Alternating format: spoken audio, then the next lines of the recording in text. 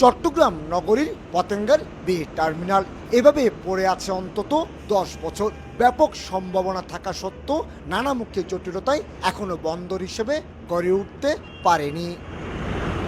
ভূরাজনৈতিক বিরোধ এড়ানোর নামে মহেশখালীর মাতার বাড়িতে গভীর সমুদ্র বন্দর নির্মাণ কাজ পেছানো হয়েছে বেশ কয়েকবার, অথচ 3 বছর আগে এখানে 9,000 কোটি টাকা খরচ করে 14.5 কিলোমিটার দীর্ঘ নতুন চ্যানেল তৈরি করা হয়েছে।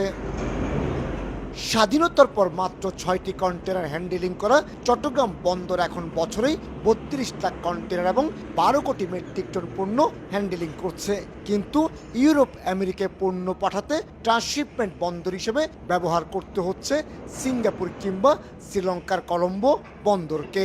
যখন আমাদের মাতারবাড়ি পোর্ট হয়ে যাবে তখন সেখানে 7-8 হাজার টিউজ নিয়ে কন্টেনার জাহাজ আসতে পারবে এবং বে টার্মিনালেও আমরা 4-5 হাজার কন্টেনার নিয়ে আসতে পারবে।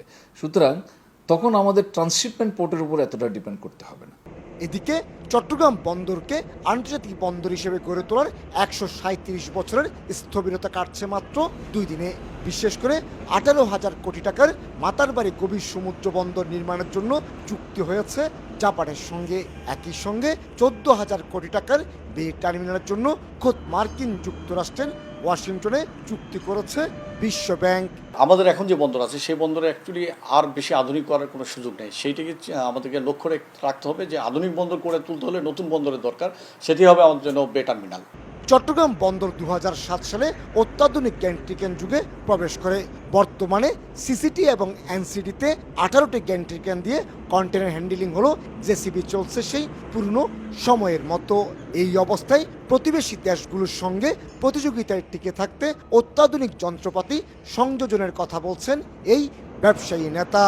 বন্দরের যদি সচলটাকে স্মুথলি অপারেশন করতে হয় সেক্ষেত্রে বন্দরকে ইকুইপমেন্ট ডেভেলপ করতে হবে এবং জেটিগুলোকে আমার মনে হয় একটু রিকনস্ট্রাকশন করা দরকার।